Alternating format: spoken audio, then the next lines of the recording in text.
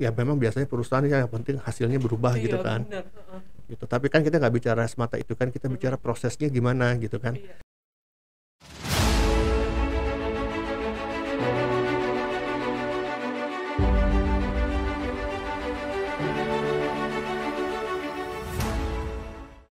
Halo teman-teman, kembali lagi di Dunia Leadership Coaching bersama dengan saya Mavis dan juga ada Coach Adit. Halo Coach Adit. Halo Mavis, apa kabar? Iya, baik Coach. Apa kabar? Selamat sore Baik, nih. alhamdulillah.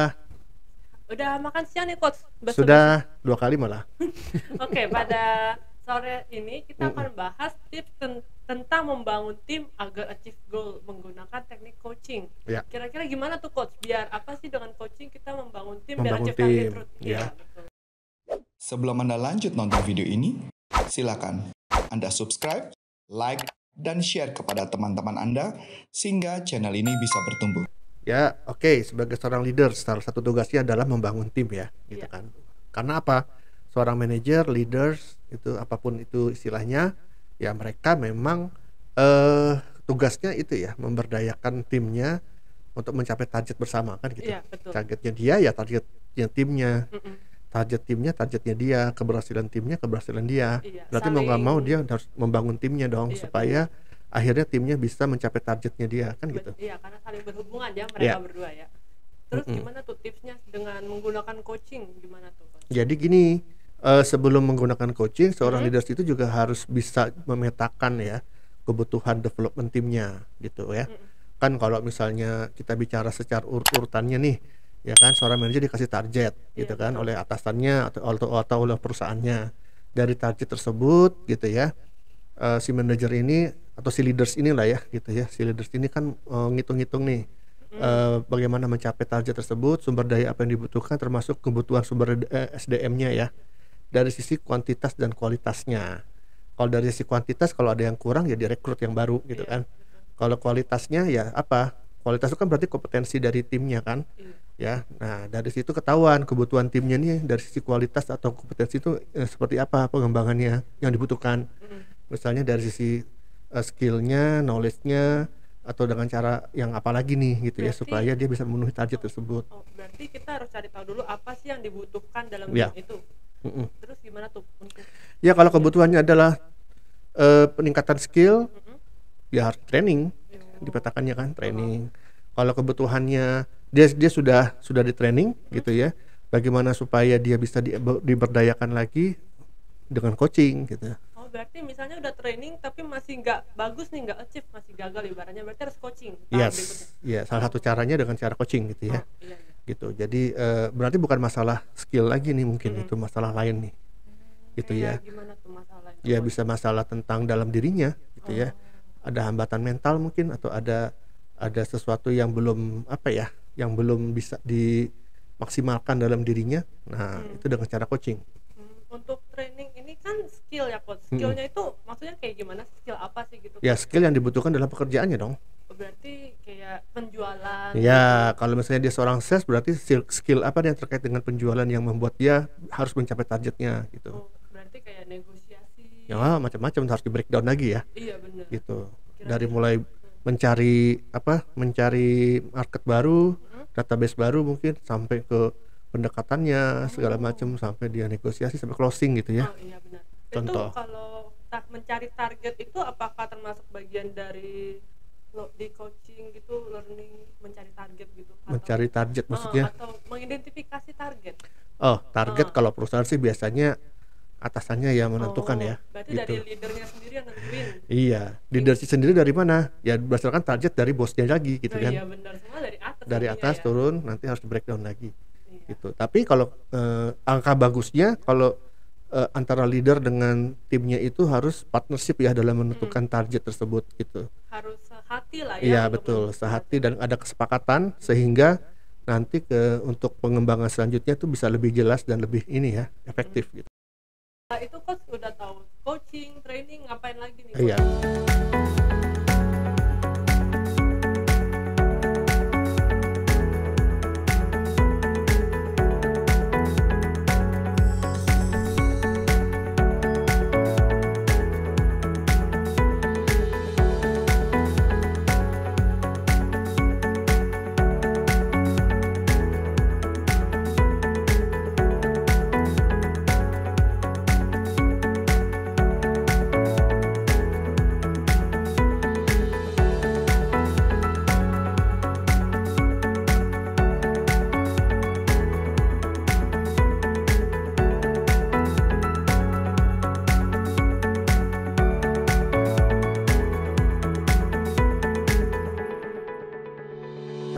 Ya kalau kebutuhannya training tentunya si atasannya kan menentukan ya, bentuk trainingnya seperti apa. Apakah in-house atau dia sendiri yang ngajarin atau dia perlu orang lain yang ngajarin gitu ya. Nah itu nanti departemen HRD yang akan menentukan gitu juga kan gitu, bekerja sama dengan HRD-nya ya gitu.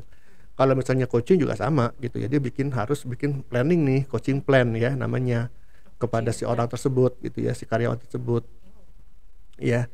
Di awal tentu menentukan targetnya lagi ya, tadi disepakati target atau tujuan coachingnya itu seperti apa dengan timnya, kemudian nanti menentukan pertemuannya berapa kali dan seterusnya gitu ya, segala hal yang berkaitan dengan logistiknya gitu ya, kalau memang diperlukan ya. Kalau atasan bawahan sih simple ya, paling Iya, benar. pertemuannya seperti apa gitu kan.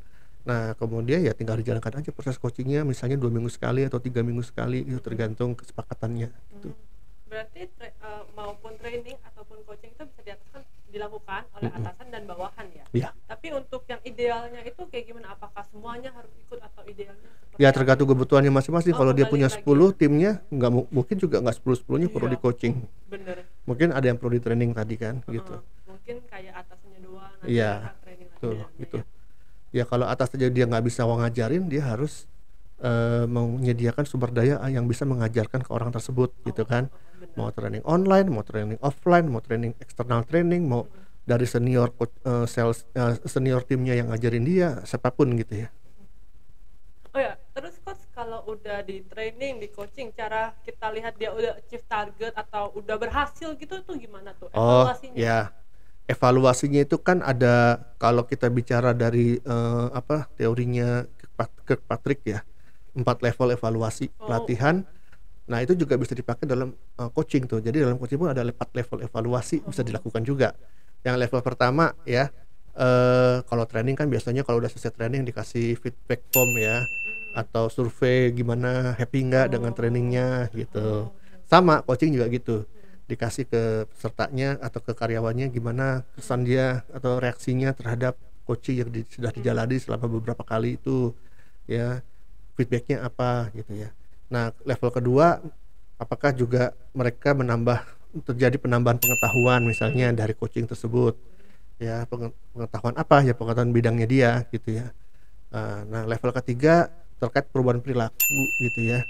Nah perubahan perilaku ini kan juga bisa dari diri dia yang memberikan penilaian atau atasannya, atau bahkan teman-temannya memberikan penilaian juga gitu kan. Kemudian dari yang keempat, pencapaian targetnya itu dilihat betul dari banget. pencapaian targetnya. Iya. Level keempat nih yang paling dalam ya. Gitu. Pencapaian target KPI-nya itu gitu ya. Jadi ya semuanya dievaluasi dari sisi mereka dia sendiri sebagai klien dievaluasi, kemudian dari sisi perubahan perilakunya sampai ke pencapaian targetnya.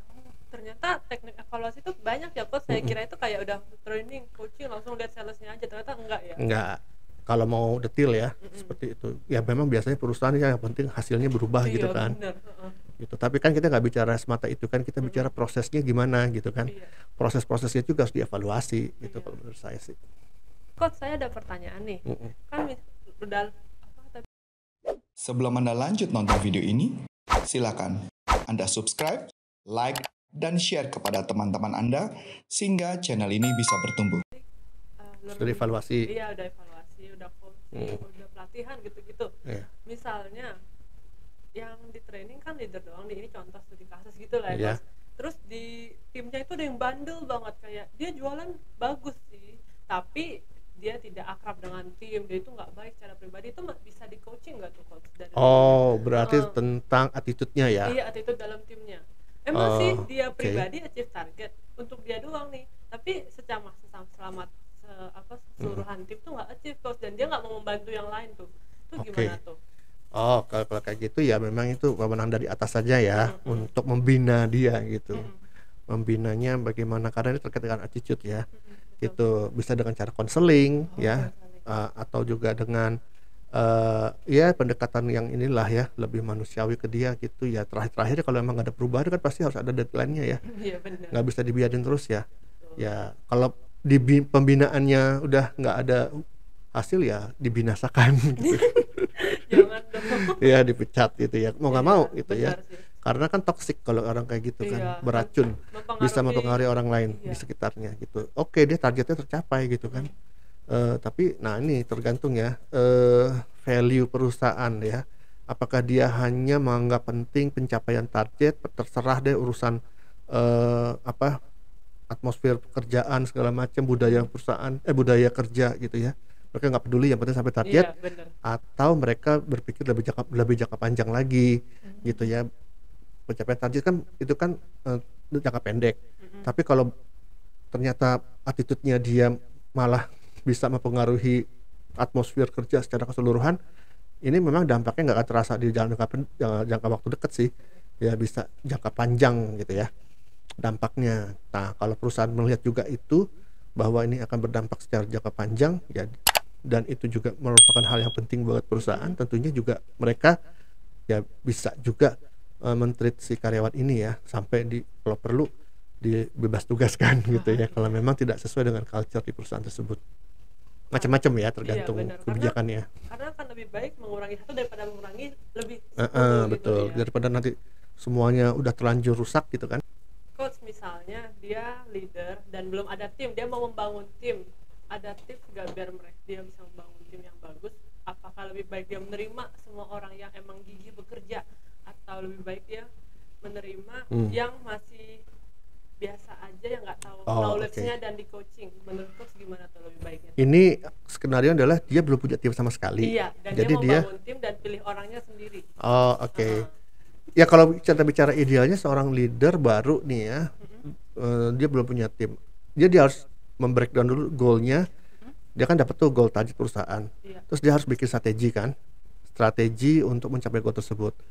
Nah strateginya ini kemudian dia breakdown lagi kebutuhan SDM-nya, yang seperti tadi saya bilang, berapa jumlahnya dan bagaimana kualitasnya gitu kan. Nah dari situ kan itu menjadi standar untuk merekrut gitu kan, misalnya jumlahnya, jabatannya apa saja, kemudian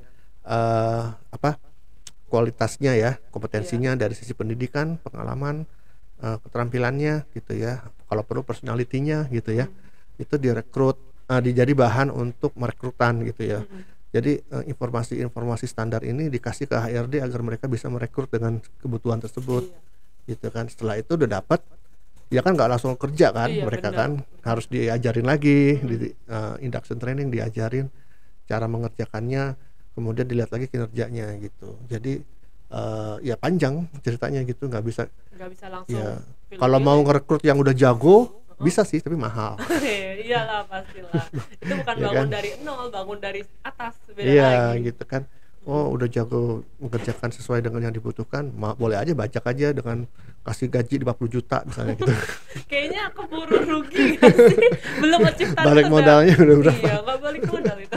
Iya betul. Nah itu, jadi semua balik lagi kepada si manajernya. Jadi manajernya ini harus punya kemampuan managerial skill yang baik, PDCA atau POAC ya, dan juga dia harus punya kemampuan untuk mengelola tim gitu.